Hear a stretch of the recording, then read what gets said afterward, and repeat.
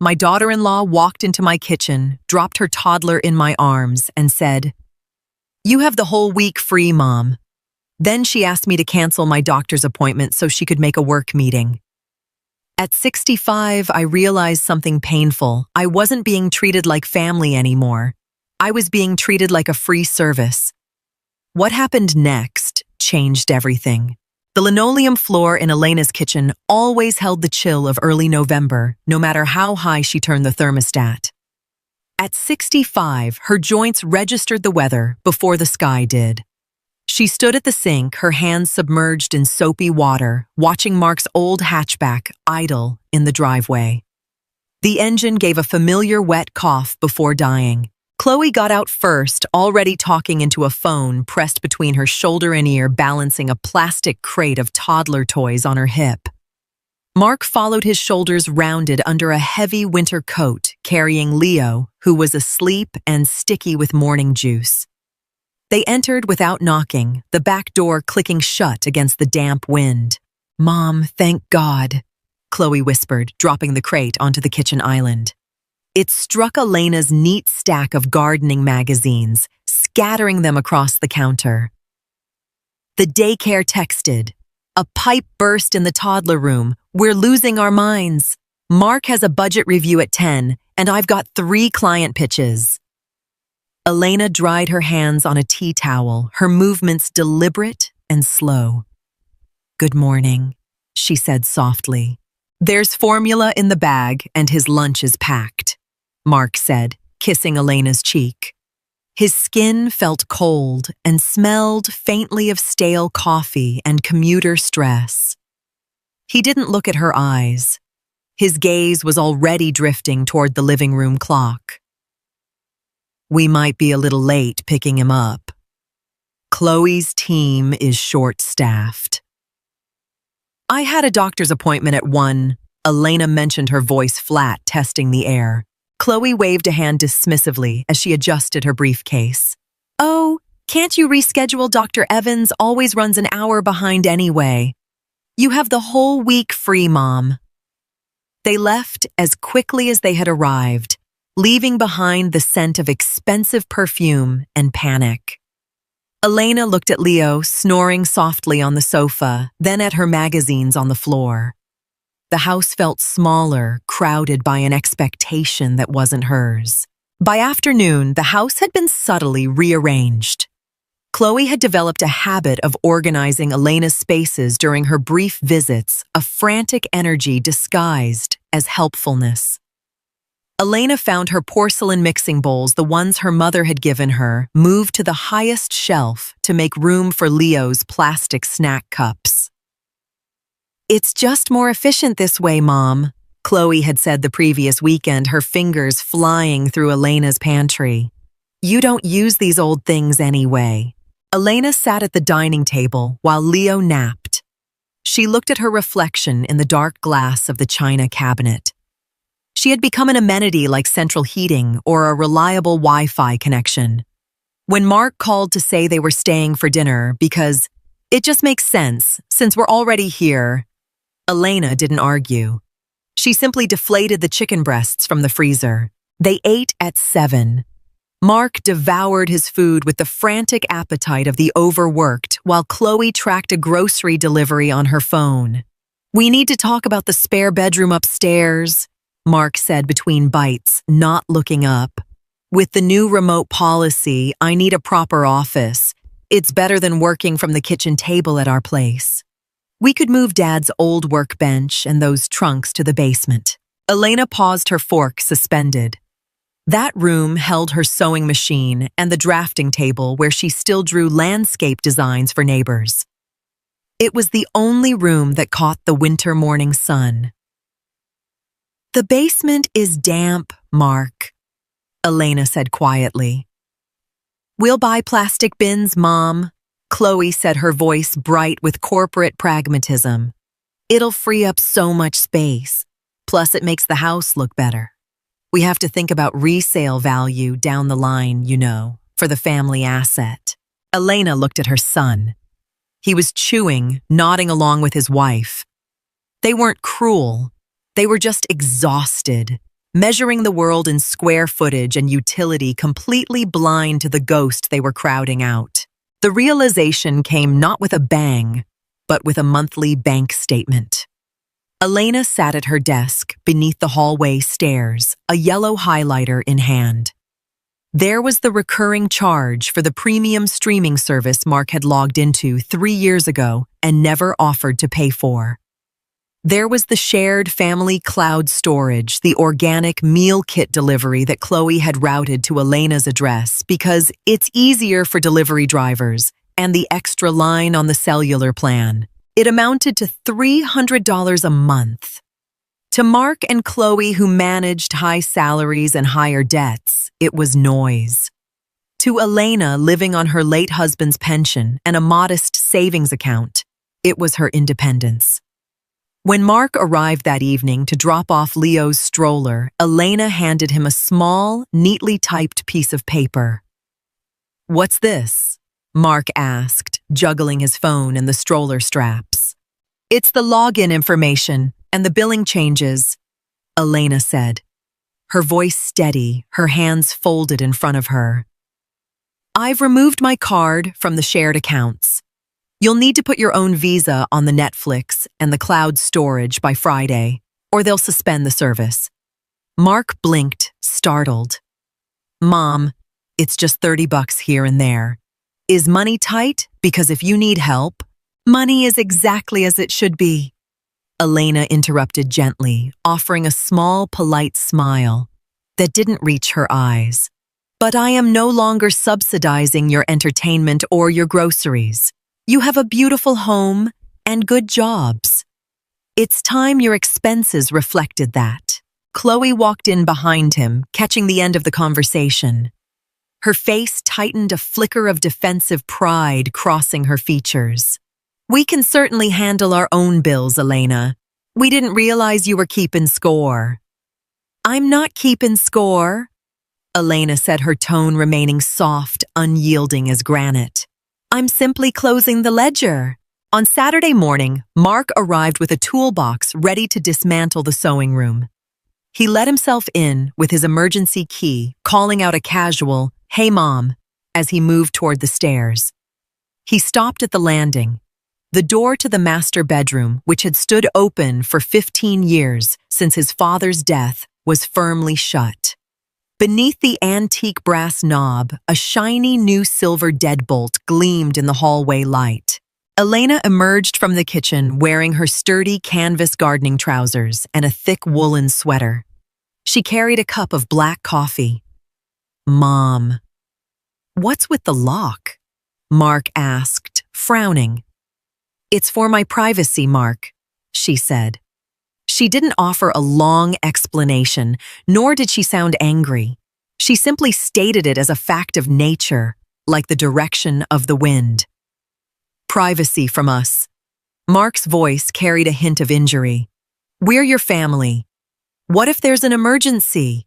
"If there's an emergency, you can call the paramedics," Elena replied, taking a sip of her coffee. "The sewing room will remain as it is. I've decided to take on a few local landscaping consultations this winter. I need the drafting table." Mark stood on the stairs, the heavy wrench hanging loose in his hand. He looked at his mother, really looked at her perhaps for the first time in months. She didn't look frail. Her hair was pinned back neatly and her eyes were clear. "But where am I supposed to work when I'm here?" he muttered. "Your own dining room is lovely," Elena said. "And since you won't be working here, you won't need to leave Leo's things in the hallway. I've packed them into the blue bin by the door. You can take them home today." She walked past him into the living room, leaving him alone on the stairs with the sudden cold realization that his childhood home was no longer his default territory. At Quiet Revenge, we believe stories still matter, especially the quiet ones about family resilience, betrayal, forgiveness, and strength that many people carry silently through life.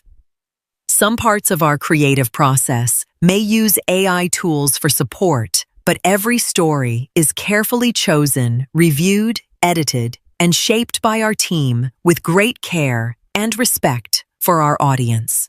Because our channel currently has limited monetization support from viewers, helps us continue creating thoughtful stories for this community.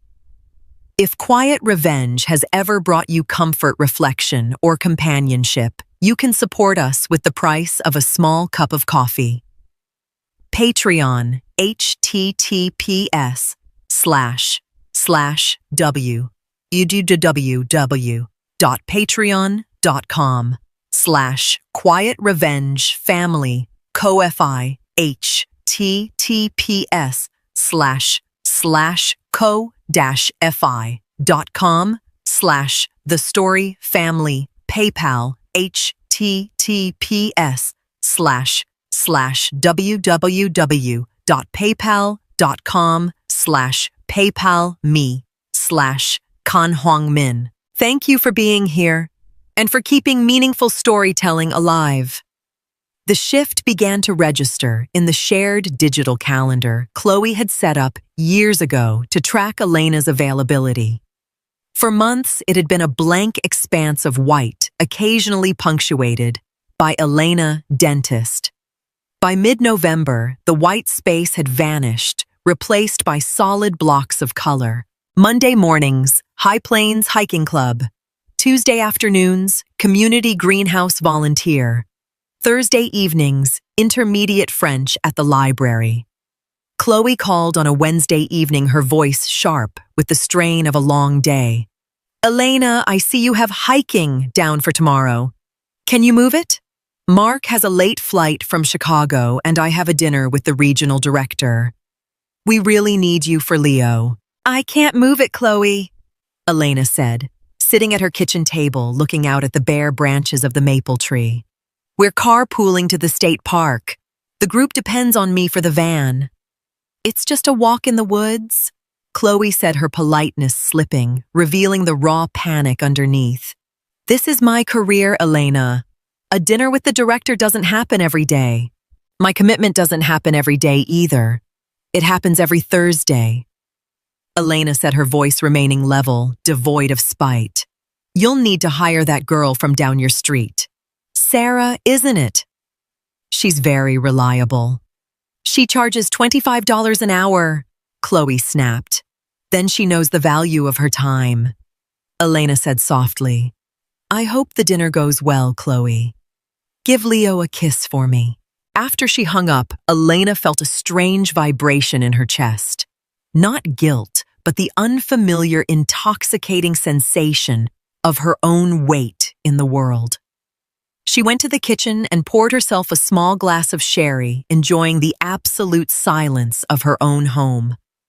On a rainy Tuesday, Mark phoned at 5 o'clock.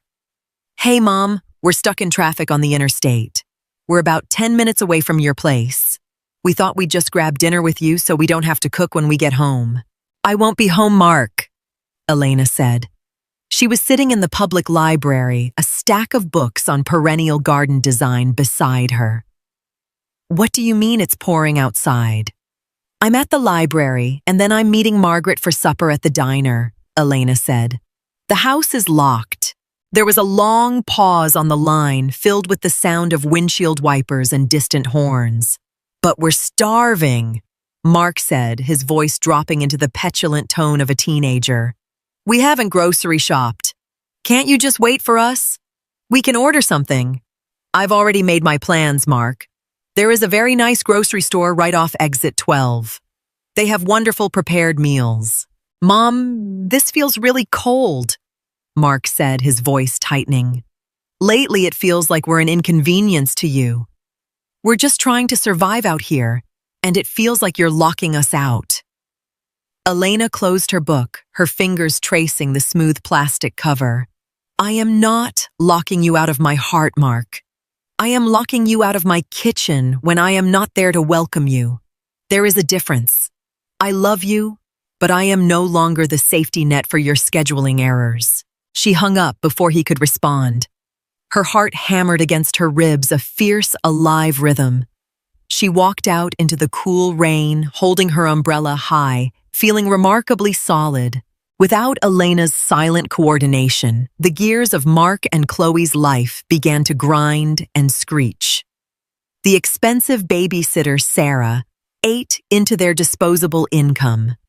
The grocery bills soared because they no longer grazed from Elena's pantry. The laundry piled up because Chloe couldn't drop baskets off at Elena's house on Tuesday mornings for a quick cycle. One evening, Mark arrived unannounced. He didn't have his key. Elena had changed the deadbolt on the back door the week before, offering him a copy only for emergencies. He knocked his face pale under the porch light. Elena let him in. He looked exhausted, lines of strain etched deep around his eyes. He sat at the kitchen table and put his head in his hands. "We're drowning, Mom," he whispered. "Chloe and I are fighting every night. Leo's sick, the daycare is complaining about late pickups, and I missed a deadline today. We used to have more help." Elena set a mug of hot chamomile tea in front of him. She sat down opposite him, but she didn't reach out to stroke his hair as she used to. She kept her hands in her lap, giving him the space to be an adult. "You had an accommodation, Mark, not help," Elena said fiercely, but quietly. "You were using my life to patch the holes in yours. That isn't sustainable for either of us." "We just thought you wanted to be involved," he said, looking up his eyes defensive. "I want to be a grandmother," Elena said. "I want to take Leo to the zoo and give him ice cream and bring him back to you. I do not want to be your unpaid nanny, your landlord, or your backup plan. I have my own years left, Mark. They are fewer than yours, and they are precious." In early December, a glossy brochure appeared on Elena's coffee table. It featured a compact silver camper van parked beside a pristine mountain lake. Mark noticed it when he came to collect Leo after a planned 2-hour Saturday visit, a visit that had been scheduled 2 weeks in advance. He picked up the brochure, his brow furrowed. "What's this? Are you thinking about buying a new car?" "I'm thinking about buying that exact van," Elena said, coming out of the kitchen with Leo's jacket. "I've sold the small plot of land your father left me in the county. The papers were finalized yesterday." Mark's mouth opened slightly. "But that land was supposed to be part of the estate. We always talked about building a cabin there someday for Leo." "You talked about it, Mark. Your father and I bought it as an investment," Elena said, kneeling to help Leo zipper his coat. "The investment is now paying for my retirement. I'm driving down to the Blue Ridge Mountains in April." "Alone?" Chloe asked, entering from the hallway. She had heard the conversation and looked stunned. "Elena, you're 65. It's not safe to drive across the country alone in a truck." "It's a Mercedes engine, Chloe. It's quite reliable," Elena said, straightening up with a small laugh. "And I won't be alone. The hiking club has 4 other women who bought the same model. We're traveling in a convoy." Chloe looked around the living room, perhaps seeing it clearly for the first time. The old baby swing was gone from the corner. The coffee table held a vase of fresh winter berries instead of plastic trucks. The house looked like Elena. It didn't look like an extension of their suburban franticness. It was a separate kingdom. The confrontation they had been avoiding for 3 months finally arrived on a Sunday afternoon when the winter sky was the color of wet slate. Mark and Chloe had come to drop off a small Christmas gift, their movements stiff, the air between them thick with unsaid words. They sat in the living room, the tea cooling in their cups. "We feel like you've checked out Elena," Chloe said, her voice trembling slightly, though she tried to keep it professional.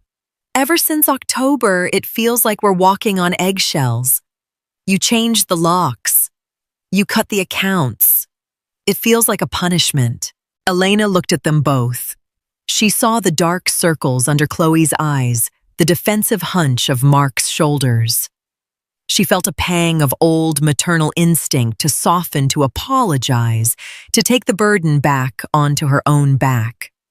But she looked at her own hands, calloused from her new gardening work, and remained still. It isn't a punishment, Elena said, her voice dropping into a register of deep emotional maturity. It is a restoration. If I keep holding your life together, you will never learn how to balance it yourselves. And worse, I will grow to resent you. I love you too much to let that happen. Mark looked down at his shoes. We were just so tired, Mom. I know you are tired, Elena said, her voice softening, full of genuine empathy.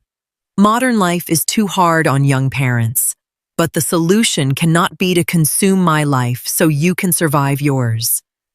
You have to find another way.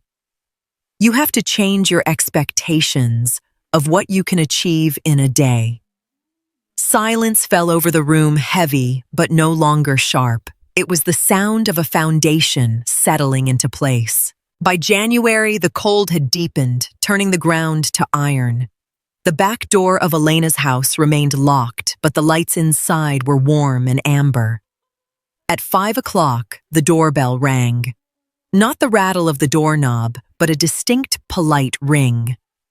Elena opened the door. Mark stood there, holding a covered ceramic dish with Chloe and Leo behind him.